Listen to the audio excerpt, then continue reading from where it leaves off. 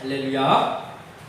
이제 가장 무더운 여름의 한복판을 지나고 있습니다. 참 그 어느 때보다도 날씨가 무덥습니다. 우리의 마음속에 이 날씨가 무더움으로 인하여서 육체는 힘들기도 하고 기운도 빠지기도 하고 그럴 때가 있지만은 우리의 심령은 성령으로 채워짐으로 인하여서 주님 앞에 더욱더 올바른 모습으로 세워지는 그러한 모두 되시기를 바랍니다. 자, 오늘 빌립보서 4장 4절에서 7절까지의 말씀을 바라보면서 우리의 마음속에 하나님의 평강이 임하시기를 소원하는 말씀을 나누고자 합니다. 자, 우리 사람들에게 있어서 평안, 평강 또는 평화, 비슷한 단어들인데 이 평강과 평화는 참 매우 중요한 문제다라는 것을 알게 됩니다. 우리의 마음이 평안한 것, 평강한 것, 그리고 우리의 환경이 평화로운 것, 이것이 굉장히 우리 사람들에게 중요한 문제입니다. 자, 평강이다라는 말은 걱정이나 탈이 없다라는 거예요. 걱정도 없고 탈도 없는 상태, 이것이 평강이에요. 더 정확히 말하면 이것이 흔히 말하는 세상의 평강이다라는 거예요. 걱정거리가 없어요. 그리고 아무 탈이 없어. 무탈합니까? 우리가 이런 말 하잖아요. 무탈한 상태. 이것이 바로 평강이다. 일반적으로 이 평강은 아무 문제가 없을 때인데 그 아무 걱정도 없고 아무 문제가 없을 때 올 수 있는 상황이 평강이란 말이죠. 또 평화는 어떻습니까? 평화는 전쟁이나 또는 어떤 분쟁이나 또는 어떤 싸움, 그게 나라와 나라의 문제이기도 하고 정치권에서는 당과 당의 문제이기도 하고 사람과 사람 간의 문제이기도 합니다. 이러한 문제에서 전쟁이나 또는 어떤 분쟁과 싸움 이런 것들이 없을 때 그 상태를 평화다라고 이야기하죠. 즉 이런 상태는 문제가 생기는 순간 바로 어떻게 된다는 거예요? 사라지는 거예요. 그러니까 걱정이나 탈이 없는 상태의 이 평강이 잠깐 있다가 갑자기 어떤 걱정거리가 딱 생기는 그 순간, 어떤 탈이 딱 생기는 그 순간 그 평강이 바로 그냥 싹 사라져버린다는 거예요. 평화도 마찬가지죠. 우리나라는 전쟁이 없는 시대가 수십 년간 지속되고 있습니다. 어떻게 보면 우리나라의 이전부터의 역사 가운데 지금처럼 길게 전쟁이 없었던 때가 있을까 할 정도로 전쟁이 없는 가운데 있습니다. 6.25 이후로는 우리 전쟁이 없었죠. 자, 즉 불안한 평화이긴 하지만 평화의 상태입니다. 자, 이 평화, 전쟁이 일어나면 바로 없어집니다. 사람 간의 관계 얼마든지 좋을 수 있습니다. 싸움이 일어나면 그 평화 바로 깨집니다. 즉 세상에서 오는 평강이나 평화의 상태는 문제가 일어나는 그 순간에 바로 사라지는 평강이고 사라지는 평화다라는 거예요. 자, 그러면 이러한 평강과 이러한 평화가 우리의 마음을, 우리의 몸을 지켜줄 수 있냐라는 거예요. 없다라는 거죠. 명백한 사실입니다. 그러면 우리가 기대할 수 있는 한 가지가 있는데 바로 하나님으로부터 오는 평강이라는 거예요. 오늘 나눌 말씀이 그것입니다. 오늘 빌립보서를 통해서 우리를 알게 하시는 그 평강이 있는데 그 평강은 하나님께로부터 오는 평강이다라는 거예요. 자, 우리가 자주 부르는 찬송가 중에 410장이 있습니다. 자주 부르는 찬양이죠. 찬양 410장의 후렴이 평화 하나님 주신 선물, 그 놀라운 주의 평화 하나님 선물일세. 너무나도 잘하는 찬양이잖아요. 자, 이게 바로 하나님께로 오는 평강입니다. 하나님께로 오는 평강. 그러니까 하나님께로 오는 평강은 하나님이 주신 선물이라는 거예요. 우리의 어떤 상태 때문에 우리의 어떤 걱정이 없고 탈이 없는 그런 상황 때문에 오는 평강이 아니고 하나님께서 주시는 평강, 하나님께서 주시는 이 평안은 그냥 하나님이 선물로 주시는 거다라는 거예요. 하나님께로 오는 평화와 평강은 상황에 따라서가 아니라 하나님이 선물로 주시는 거다. 자, 오늘 우리가 이 본문을 통해 이 말씀을 나누면서 우리 함께 나눈 교회와 또한 여기에 있는 우리 모두가 하나님께로부터 선물로 주어지는 평강을 받아들이는 삶이 되시기를 소망합니다. 자, 오늘 이 본문을 보면 우리가 알게 되는 것이 이 하나님의 평강, 하나님 주시는 이 하나님의 평강은 기쁨을 타고 온다. 이걸 알 수가 있어요. 하나님의 평강은 기쁨을 타고 임하는구나 라는 것을 보게 됩니다. 오늘 본문 4절과 5절을 우리 함께 다시 한번 읽겠습니다. 시작! 주 안에서 항상 기뻐하라. 내가 다시 말하노니 기뻐하라. 너희 관용을 모든 사람에게 알게 하라. 주께서 가까우시니라. 아멘. 자, 오늘 본문 4절과 5절을 우리가 다시 한번 읽었는데, 자, 오늘 이 권면을 하신 사람은 바로 우리가 잘 알고 있는 사도 바울입니다. 사도 바울이 이 권면을 했어요. 그런데 이 사도 바울이 이 권면을 했던 때에 그 사도 바울의 현 상황은 로마의 감옥에 투옥되어 있을 때의 일입니다. 즉, 바울이 기뻐하거나 평강을 누릴 수 없는 상황이었어요. 바울은 지금 감옥에 투옥이 되어 있습니다. 죄를 지어서 투옥된 것도 아니에요. 하나님의 복음을, 예수님의 복음을 전하는 일을 하다가 투옥된 상황이었습니다.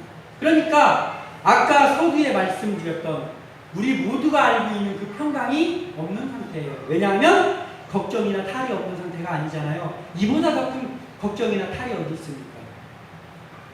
목에 투옥이 됐는데 평강이 없어지는 상황입니다. 그런 상황에서 지금 이 바울이 이 권면을 한 거예요. 자, 그러면 바울이 어떻게 이 옥중에서 옥에 갇히지도 않은 성도들을 향하여서 이 권면을 할 수 있었을까요? 지금 바울의 마음에는 하나님께서 선물을 주신 거예요. 무슨 선물이냐면 하나님이 선물로 주시는 그 평강, 그 누구도 뺏을 수 없는, 상황에 따라 오는 게 아니고 하나님이 그 평강을 선물로 주셨기 때문에 하나님이 주셔서 그냥 누리는 그 평강이, 그 기쁨이 바울의 속에 있었던 거예요. 그러니까 바울은 감옥에 갇혀 있었지만 감옥에 갇혀 있지 않은 사람이 상상도 못하는 그 기쁨과 그 평강이 바울의 마음이 있었던 거예요. 그래서 그 마음을 가지고 지금 이 권면을 한 거예요. 자, 우리가 누군가가 좀 의기소침해지고 하면 털고 일어나, 힘내, 이런 말 할 수 있죠. 바울이 마찬가지죠. 여러분들 우거지상 하지 말고 기뻐하세요. 기뻐하다 보면 기쁜 일이 생깁니다. 우리 이런 거 있잖아요. 웃을 일이 없어도 그냥 일부러 막 허허허 웃으라고 막 그런 것들 막 말하고 그런 적도 많잖아요. 막 웃다 보면은 그러면 웃게 된다고. 예, 바울이 여러분들 기뻐하십시오. 제가 지금 감옥에 갇혀 있고 그걸로 인해서 여러분들이 또 안타까워하기도 하고 여러분들의 삶 속에서 슬픈 일도 있지만 그래도 기뻐하세요. 예, 할 수 있는 권면이죠. 우리도 흔히 할 수 있는 권면입니다. 그러나 문제는 뭐냐면 그 앞에가 문제예요. 그 앞에가 문제. 그 앞에 항상 기뻐하라 이렇게 말하는 거예요. 바울이 항상 기뻐하라. 도저히 실천할 수 없는 것은 바로 기뻐하라는 앞에 너희가 기뻐해야 되는데 항상 기뻐하라는 거예요. 현실에서는 사실 불가능한 일입니다. 우리 현실에 시시각각으로 다가오는 어려운 문제들이 얼마나 많이 있습니까? 우리에게도 있잖아요. 우리에게 시시각각의 어려운 문제들이 있는데 어떻게 항상 기뻐합니까? 기뻐할 수 없죠. 바울은 지금 항상 기뻐할 수 있었을까요? 바울은 하나님이 주신 평강, 하나님이 선물로 주신 평강이기 때문에 옥중에서 그 평강, 그 기쁨을 누리고 있었던 거예요. 상황에서 오는 것이 아닙니다. 사람들이 바울을 그 면회를 갖다가 아니 우리 바울 선생님은 옥중에 있는데 어떻게 저런 얼굴을 하고 있어요? 어떻게 저런 얼굴을 하고 있어요? 라는 거예요. 이런 상황에 바울이 있었던 거예요. 그러나 사실상 바울이 권면한 이것이 그 하나님의 평강이 임하지 않은 사람에게는 이해가 가지 않는 상황이란 말이에요. 어떻게 우리가 항상 기뻐하나? 지금 얼마나 어려운 일들이 우리에게 많은데 어떻게 기뻐하냔 말이에요. 바울 선생님, 우리가 어떻게 항상 기뻐할 수 있습니까? 그게 되지 않습니다. 라고 할 수밖에 없는 그런 권면이죠. 그런데 바울은 가능하지도 않고 자신은 느끼지도 못하는 그 권면을 성도들에게 한 게 아니란 말이에요. 바울은 하나님의 선물로 주어진 기쁨이 그에게 있었고 그 평강이 그의 마음에 있었단 말이에요. 그래서 그것을 말했습니다. 그 어떻게 가능하느냐? 그 항상 기뻐하라는 앞에 있는 한 가지 결정적인 그게 가능케 하는 것이 있는데 바로 주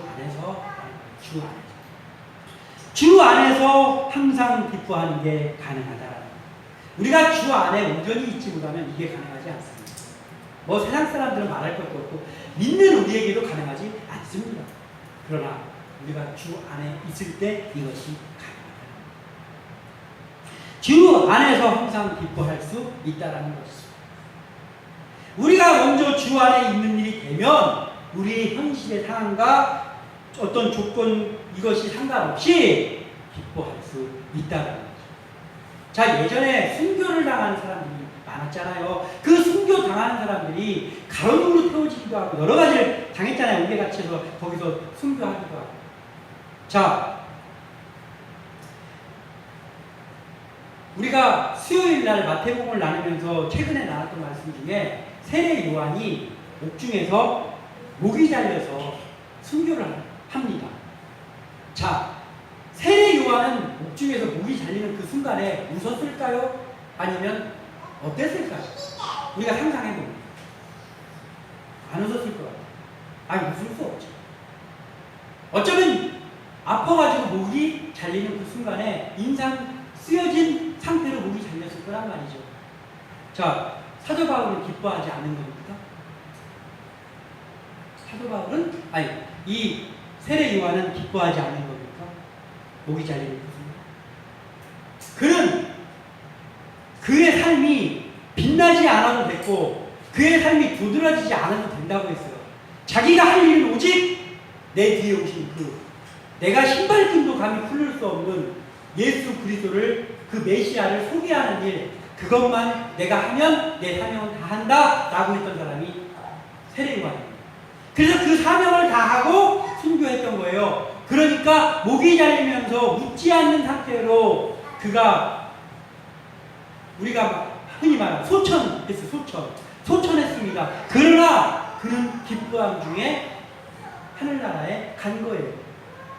우리가 기뻐한다라는 것이 그냥 하하하하 웃고 막 즐거워가지고 만면에 미소를 띠고 이것만 기쁨이 아니란 말이에요. 여기 말씀에서 말하고 있는 그 기쁨은 그런 누구나 할 수 있는 그러한 싸구려 기쁨이 아니다라는 거예요. 주 안에서 있고 하나님의 선물로 오는 기쁨, 선물로 오는 평강은 그런 게 아니에요. 우리가 고통 중에 있고 우리의 문제로 인해서 눈물을 흘리는 가운데 있다 할지라도 하나님이 나의 삶을 인도하고 있다. 그리고 하나님께서는 나를 반드시 일으켜 주실 거라는 그 소망에서 오는 그 기쁨을 말하는 거예요. 그 기쁨을 오늘 사도 바울은 옥중에서 성도들을 향해서 말하고 있습니다.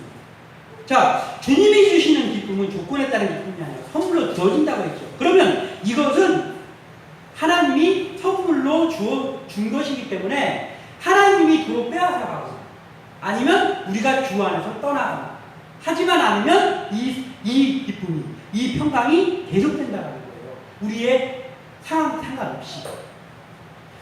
우리의 상황이 어떤 걱정거리가 있고 염려거리가 있고 우리의 상황이 해결되지 않은 문제가 있고 없고에 상관없이 하나님이 주신 이 선물로 오는 평강과 기쁨은 계속된다는 거예요.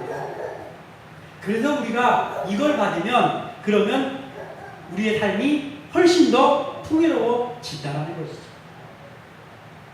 자, 우리가 주 안에서 떠나지 않고 어려운 가운데서도 계속 주님을 예배하고 계속 주님을 찾고 그리고 주님 앞에 서 있을 때 그때 하나님께서 선물로 우리에게 평강을 주시면 우리가 그 어려움이 해결되지 않은 상태에 있다고 해도 우리 마음은 평안할 수 있습니다. 울면서 하나님 앞에 기도할지라도 마음은 하나님의 믿음으로 인해서 평안할 수 있다는 거죠. 그래서 그게 기뻐하는 거예요. 주님으로 인해서 누리는 그 기쁨. 바울에게 있었던, 옥중에 있는 바울에게 있었던 이 기쁨이 우리에게 있기만. 그리고 또 한 가지 이야기하는 건 뭐냐면, 그렇다면 이 기쁨, 이 하나님이 주시는 선물로 온 이 평화가 우리 속에 있다면, 그러면 그때 뭐를 하냐? 5절에 너희 관용을 모든 사람에게 알게 하라. 주께서 가까우시니라. 아멘. 자, 이 기쁨을 우리에게 주셨다면, 그럼 우리가 마음속에 어렵지만 기쁘잖아요. 하나님은 반드시 저를 일으켜 주실 것입니다. 하나님이 이미 선물로 우리에게 해결을 이미 준비하고 있음을 믿습니다. 라고 하는 그 기쁨을 누릴 때 그것을 우리가 기쁨으로 다른 사람에게 전파해야 된다는 거예요. 그 전파를 어떻게 하냐? 관용을 통해서 전파할 수 있다는 거예요. 관용을 통해서. 그래서 저 사람이 하나님의 평화를 누리는 저 사람이 저 사람을 보니까 저 사람의 이 관용한 그 삶을 보니까 하나님이 살아계시구나를 우리가 전파해야 된다.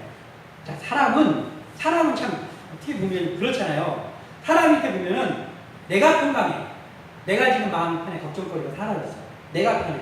그러면 어때? 웬만하면 아주 특이한 사람이 아니면 너그럽습니다. 나에게 걱정거리가 사라지고 나면 여유로워져. 그리고 용서도 잘해. 이해도 잘합니다. 그런데 문제는 나의 마음이 어려움이 생겼어. 나에게 탈이 생겨서 평강을 뺏어가는 그 일이 생겼어. 그러면 마음이 좁아집니다. 그래서 너그럽던 사람이 하나도 안 너그러워. 예전 같으면 아예 괜찮아. 그럴 수 있지 하고 넘어가던 것이 넘어가지 않습니다. 이해를 하지 않습니다. 즉 관용이 벌써 없어지는 거예요. 기쁨이 없어지면, 평강이 없어지면 그 즉시 없어지는 것 중에 하나가 관용이란 말이에요. 관용. 자비로운 마음, 관용의 마음이 사라집니다. 그러나 우리가 주 안에 있음으로 인해서 하나님의 선물로 주어진 평강, 선물로 주어진 기쁨을 누리고 있다면 우리가 그럼에도 불구하고 힘든 일은 계속 생기잖아요. 우리가 기도거리 계속 생기잖아요. 그런데도 우리가 힘들지만 그 관용의 마음은 없어지지 않는다는 거예요. 그 너그러운 마음이 사라지지 않는다는 거예요. 왜냐하면 내가 어려운 일이 있어도 나에게 있는 그 평강의 마음과 나에게 있는 기쁨은 세상에 그런 것이 아니고 하나님이 주신 기쁨이기 때문에 나에게 어려운 일이 여전히 있어도 다른 사람에게 계속해서 관용할 수 있다는 거예요. 이것이 우리가 실천하며 나가라고 오늘 바울은 권면하고 있습니다.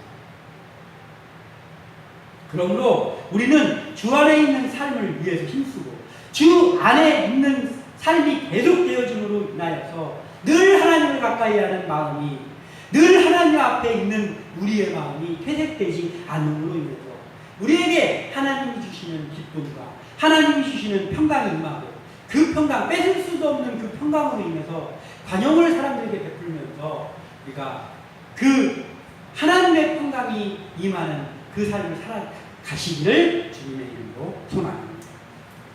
그 다음에 우리가 하나님의 평강은 어떻게 오냐 하면 감사의 기도를 타고 온다라는 거예요. 기쁨을 타고 하나님의 평강이 임했다면 또 다른 길이 있는데 그것은 하나님의 평강은 감사의 기도를 타고 온다라는 거예요. 오늘 보면 6절을 우리 함께 읽겠습니다. 시작. 아무것도 염려하지 말고 다만 모든 일에 기도와 간구로 너희 구할 것을 감사함으로 하나님께 아뢰라. 아멘. 자, 지금 방금 읽은 이 본절에 기록한 아무것도 염려하지 말고, 아무것도 염려하지 말고. 자, 이 아무것도 염려하지 말고라는 이 단어가 헬라어 단어로 메덴 메림나테라는 단어입니다. 메덴 메림나테. 자, 이 메덴 메림나테라는 이 헬라어 아무것도 염려하지 말고에 사용한 이 단어는 명령형입니다. 그리고 현재 진행형입니다. 즉 이것을 우리나라 말로 쓰면 이거예요. 너희들은 반드시 염려를 중단해라. 너희는 반드시 염려를 멈춰라 라는 명령형인 거예요. 그리고 지금 당장 염려를 멈추라는 거예요. 이 단어를 바울이 사용해서 권면한 이유는 이런 거예요. 자, 우리 마음속에 어떤 어려움을 인해서 염려가 왔어요. 지금. 우리의 어떤 어려움이 생겨가지고 우리에게 염려거리가 생겼습니다. 지금. 자, 염려거리가 생기면 그러면 그 염려를 계속 하고 있어. 그러면 어떻게 됩니까? 어느 순간부터 좌절의 마음입니다. 좌절의 마음. 염려거리를 계속 염려하고 있으면 좌절의 마음입니다. 그리고 계속해서 걱정이 늘어갑니다. 염려를 하고 있으면. 그러고 나서 가장 중요한 게 있는데 뭐냐면 하나님을 의지하는 마음을 포기하게 만든다라는 거예요. 염려를 계속하고 있습니다. 그래서 염려는 반드시 멈춰야 되는 겁니다. 자, 이 옥중에 있는 바울이 평강을 누리면서 오히려 지금 자유함 가운데 있는 성도들에게 권면을 할 수 있었던 것은 바울이 옥중에서 염려를 멈추고. 자, 바울은 옥중에 갇혔습니다. 그러면 어떤 염려가 생겨야 하는 거죠. 내가 이거 성도들 돌봐야 되고 지금 나가서 이것도 해야 되고 하는데 내가 이거 옥중에서 옴짝달 써갖고 그리고 어쩌면 내가 죽을 수도 있는데 이거 어떻게 해야 되나? 염려가 늘어가야지. 그러니까 바울이 염려를 했어요. 그러면 바울은 염려가 계속 커지겠죠. 그러면서 하지 않았던 걱정까지 도드라져가지고 다시 그 걱정거리에 걱정이 얹어지고 걱정거리에 걱정이 얹어졌겠죠. 그러면 바울이 하나님만 의지하던 마음이 사그라들면서 하나님을 의지하는 마음이 포기가 됐겠죠. 그런데 바울이 그렇지 않았다. 바울의 옥중에서 한 건 무엇입니까? 우리가 지금 읽는 이 성경, 바울의 옥중에서 이 성경을 썼습니다. 바울의 옥중에서 빌립보서 말고도 다른 서신들을 썼습니다. 즉 뭐예요? 바울은 옥중에서 기도하고 옥중에서 말씀을 썼어요. 그리고 우리가 이것을 우리가 하나님의 말씀으로 오늘날도 우리가 듣기도 하고 묵상하기도 하고 있는 거예요.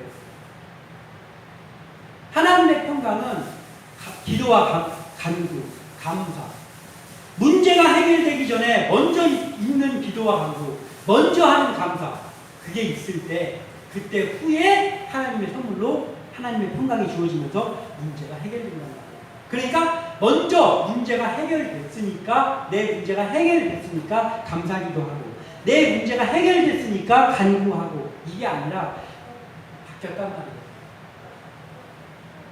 기도와 간구가 먼저 되고 그 기도와 간구를 쉬지 않고 걱정 가운데서 염려거리 가운데서 염려를 하는 마음이 올 때 그 염려를 하는 마음을 누르고 하나님 앞에 먼저 감사하면서 기도를 할 때 그것을 타고 하나님의 평강이 임한다.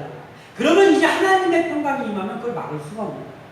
문제가 해결이 안 됐는데도 여전히 기도의 자리에 여전히 감사의 자리에 있게 되는 거예요. 문제가 해결되지 않았지만. 바울이 그런 상태에 있는 거예요. 그리고 오히려 다른 사람에게까지 그것을 권면할 수 있는 그러한 지경에 선단 말이에요. 우리가 그것이 필요하다는 거죠. 우리에게 필요한 마음이 바로 이거예요.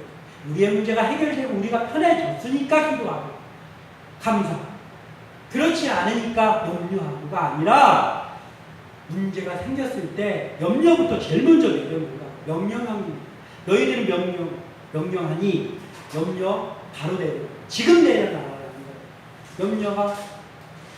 염려를 할 그 시간에 우리가 기도의 자리로 가는 거예요. 그리고 기도하고 하나님 아버지, 하나님께서 내 문제를 해결해 주실 걸 믿습니다. 믿고 하나님 아버지 이미 내 문제를 해결해 주시기로 작정하신 하나님 앞에 감사합니다. 하나님 영광 받아주셨고 하나님 감사합니다라는 기도를 하는 거예요. 이 마음이 우리에게 있기를 소원합니다. 만약에 염려하는 마음을 우리가 갖고 있다라고 어떤 문제 앞에서 염려하는 문제를 우리가 염려하는 그러한 마음을 갖고 있으면 우리의 문제가 해결이 된다라고 하면 그러면 아마 하나님이 하나님의 말씀에다 써놓지 않겠습니까? 너희들이 문제가 생겼을 때 바로 염려의 자리로 가서 염려해라. 그러면 해결될 것이라고 하지 않겠습니까? 근데 하나님의 말씀은 염려는 바로 멈추라는 거예요. 왜냐하면 그 염려가 우리에게 문제 해결이 되지 않는다는 거예요. 오히려 염려를 바로 내려놓으라고 염려를 금하셨어요. 그렇다면 우리가 하나님의 평강을 원한다면 우리에게 있는 지금의 문제에서 오는 걱정거리, 염려거리를 우리가 내려놔야 돼. 염려거리만 내려놓고 가만히 있으면 염려거리가 다시 쓱 올라온단 말이에요. 그러니까 염려를 내려놓으면 그 염려를 내려놓는과 동시에 해야 될 게 뭐냐면 기도까지 가야 된단 말이에요. 그래야 염려가 다시 불쑥불쑥 나오지 않을 겁니다. 염려만 내려놓고 있으면 다시 염려가 된단 말이에요. 그 염려를 내려놓고 기도의 자리, 감사의 기도의 자리로 내려가야 되는 거예요. 마태복음 6장 34절에 그러므로 내일 일을 위하여 염려하지 말라. 내일 일은 내일이 염려할 것이요 한 달의 괴로움은 그날로 족하니라. 개역 한글에는 내일 일은 내일이 염려할 것이요 라고 되어 있지 않고 내일 일은 내일이 염려할 것이요. 우리 옛날 성경에는 그렇게 써 있었습니다. 그런데 왜 내일 일은 내일이 염려할 것이라고 바뀌었냐? 이게 훨씬 더 정확한 해석이기 때문입니다. 개역개정이 제대로 번역한 것인데 내일 일이라는 게 옛날 그 개역 한글로 그냥 이런 거예요. 내일 일은 내일 염려할 것이요. 이건 뭐냐면 이거예요. 우리가 어떤 염려를 하고 있다가 밤이 돼가지고 이제 오늘 밤 마무리가 됐습니다. 그러면 그죠 염려 내일 놓고 오늘 마무리하고 잔 다음에 내일 아침에 일어나서 다시 어제 하던 그 염려를 쭉 이어서 하고 정확한 표현이 아니라는 거예요. 염려를 내일 일어나서 내일 염려는 내일 일어나서 하는 것이 아니고 내일 일은 내일이 염려. 이건 뭐냐면 나하고 상관이 없는 거예요. 염려. 나하고 상관이 없는 거예요. 내일 일에 대한 염려가 나하고 상관이 없다라는 표현입니다. 그래서 이게 정확하다는 거예요. 내일 일은 우리의 소관이 아니다라는 거예요. 우리에게 허락되지 않는 것이 내일이에요. 우리에게 내일을 허락하고 안 허락하고의 문제는 하나님께 달려있는 거지. 우리는 오늘 지금 살고 있는 이것을 충실하면 되는 거예요. 그리고 내일 일은 너희의 것이 아니야. 니네가 걱정할 것이 아니기 때문에 너희들은 지금 충성하고 지금 해야 될 일을 하라는 것이지. 그리고 내일 일은 그럼 누가 걱정하는 것이지? 내일이 염려할 것이 이렇게 했는데 그 내일 일은 누가 염려하는? 하나님이 염려하시죠. 하나님의 소관인 거예요. 하나님께서 우리를 어떻게 인도하실지, 하나님께서 이 세상을 어떻게 주관하여 나가실지를 하나님께서 걱정하시는 거예요. 우리가 하는 문제가 아니고 내일 일 우리의 것도 아니고 이거예요. 그래서 우리는 오늘 주어진 삶에 충성을 다하면서 오늘 우리에게 있는 염려거리를 하나님께 맡기고 감사함으로 나아가는 이 삶을 살 때에 그때 하나님의 평강이 우리에게 그 감사의 기도, 해결되지 않은 문제 앞에서의 감사의 기도를 하고 우리의 마음속에 임한다. 이것을 믿고 우리가 나아가는 바랍니다. 마지막으로 하나 더 우리가 살펴볼 것은 바로 하나님의 평강은 우리를 인도하는데 어디를 인도하는가? 바른 길로 인도한다라는 거예요. 오늘 본문 마지막 7절을 읽습니다. 시작. 그리하면 모든 지각에 뛰어난 하나님의 평강이 그리스도 예수 안에서 너희 마음과 생각을 지키시리라. 아멘. 자, 모든 지각에 뛰어난 하나님이라고 말씀하십니다. 이것은 스스로 모든 것을 알고 계시는 하나님의 품성이에요. 하나님의 품성. 모든 지각에 뛰어난. 그러니까 이 지각이라는 말은 스스로 깨닫는다라는 말이에요. 지각이라는 말이. 스스로 깨닫는다. 그러니까 뭐냐면 사람에게는 사실 어울리지 않는 단어예요. 이 지각이라는 말 자체가. 왜냐하면 우리 사람은 그 누구도 스스로 깨달을 수가 없는 거예요. 왜냐하면 우리가 1분 후에 우리에게 무슨 일이 닥칠지를 모르잖아요. 1분 후에. 자, 우리가 10분 후에 우리에게 무슨 일이 닥칠지를 압니까? 미루어 짐작할 수 있죠. 10분 후에는 예배가 거의 끝날 때쯤 되겠고.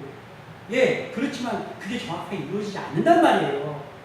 우리는 스스로 깨달을 수 있는 게 아무것도 없습니다. 그래서 사실은 이 지각이라는 말 자체가 사람에게는 사실 어울리는 단어는 아닌 것 같아요. 자, 그러면 지각에 뛰어나신 분, 스스로 깨달아서 모든 일을 알 수 있는 것은 유일한 우리의 하나님뿐이에요. 그래서 이 지각이라는 단어가 하나님께는 능동적인 것이고 하나님이 스스로 깨달은 것. 그러나 사람에게는 수동적인 단어입니다. 하나님이 주셔야 깨달을 수 있습니다. 하나님이 주셔야 깨달을 수 있습니다. 그러니까 수동적이죠. 지각에 뛰어난 하나님의 평강이란 우리가 스스로 누릴 수 있는 평강이 아니라 하나님이 수동적으로 우리에게 주실 때 그때 누려지는 거란 말이에요. 7절에서 말하고 있는 것이 7절에서 그리하면이라고 말하고 있습니다. 그리하면. 이 그리하면이 뭐예요? 우리가 지금까지 나눴던 말씀이잖아요. 그리하면은 뭐냐면 주 안에서 항상 기뻐하고 그리고 염려거리가 생겼을 때 어렵지만 그 염려거리를 멈추고 오히려 기도와 간구의 자리로 가서 문제가 해결되기 전에 먼저 감사하고 그렇게 하면이 그리하면 하나님의 평강이 하나님의 선물로 우리에게 주어진다는 거예요. 그리하면 모든 것, 우리의 모든 것을 알고 있는 지각에 뛰어나신 하나님의 평강이 우리에게 그리스도 예수 안에 있는 우리에게 임해서 우리의 마음과 생각을 지켜주신다는 거예요. 우리의 마음과 생각을 지켜주시는 그 하나님께서 우리의 문제도 해결시켜 주신다는 거예요. 자, 이것이 없다. 이 하나님의 평강이라는 것이 없다. 그러면 우리가 복음 전하는 것이 아무 의미가 없어져. 자, 이런 거예요. 세상 사람들도 문제가 생기면 문제를 걱정하지, 염려하지.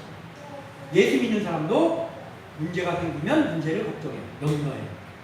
그리고 세상 사람도 문제가 해결되면 웃어. 근데 우리도 문제가 해결되면 아유 하면서 안심하면서 웃어. 똑같아. 세상 사람들하고 우리하고 똑같다고 한다면 그럼 우리가 복음 전할 때 사람들의 조롱거리가 되지 않겠습니까? 야, 너는 다른 게 뭐가 있냐? 뭘 복음을 전해? 나는 그냥 살게. 아유 그냥 지금처럼 살게. 뭘 주일날 날도 더운데 가서 예배를 드리고 있어. 미련스럽게. 이러지 않겠습니까? 복음 전하는 길이 세상 사람들하고 똑같으면 세상 사람들이 염려할 때 우리도 같이 염려하고 세상 사람들이 웃을 때 우리도 같이 웃을 수 있는 거라면 그게 복음 전파라면 그런데 우리는 다르단 말이에요. 우리는 평강할 수 없는 가운데 평강할 수 있는 길이 있는데 우리가 주 안에 있으면 하나님께서 우리에게 주시는 그 선물로 임하는 평강 때문에 우리는 문제가 해결되지 않았을 때도 우리에게 평강이 온다라는 걸 소개해야 된다는 거예요. 야, 우리는 내가 설령 옥에 갇혀있다 할지라도 하나님이 주시는 평강을 누릴 수 있다라는 것. 그걸 세상 사람들에게 말해야지. 세상 사람들하고 구별이 되죠. 복음을 믿고 하나님의 자녀가 되면 이 평강을 누릴 수 있다라는 걸 우리가 얘기해야 된다는 거예요. 그러면 어떻게 해요? 우리에게 이 평강이 임해야 되지 않겠습니까? 우리도 똑같이 문제거리 있으면 우거지 상했다가 문제거리 없어지고 나면 걱정거리 때문에 울면서 기도할지라도 마음은 기뻐해야 된다는 거예요. 하나님이 해결해 줄 걸 믿습니다. 하나님이 반드시 해결해 줄 걸 믿습니다. 하면서 주 안에 있어야 된다. 그리하면 하나님의 평강이 선물로 주어진다고 오늘 말씀합니다. 이것을 우리가 마음에 품고 나감으로 인하여서 하나님께서 하나님의 평강으로 인해서 내시는 그 길, 그리고 우리가 먼저 이러한 것들을 누리면서 하나님이 먼저 주신 평강을 가지고 누리고 나감으로 인하여서 곧이어 하나님이 우리의 마음과 생각을 주장하신 후에 하나님의 때에 하나님의 방법으로 가장 아름다운 방법으로 우리의 모든 문제들을 해결해 주시고 그렇게 한 날 한 날을 살아감으로 인하여서 천국 가는 그날까지 우리가 이 복음을 사람들한테 소개하고 그리고 주님의 길을 기쁨으로 나갈 수 있는 사도 바울과 같은 그러한 우리 모두 되시기를 또 우리 함께 날 때 되시기를 주님의 이름으로 축원합니다. 기도합니다.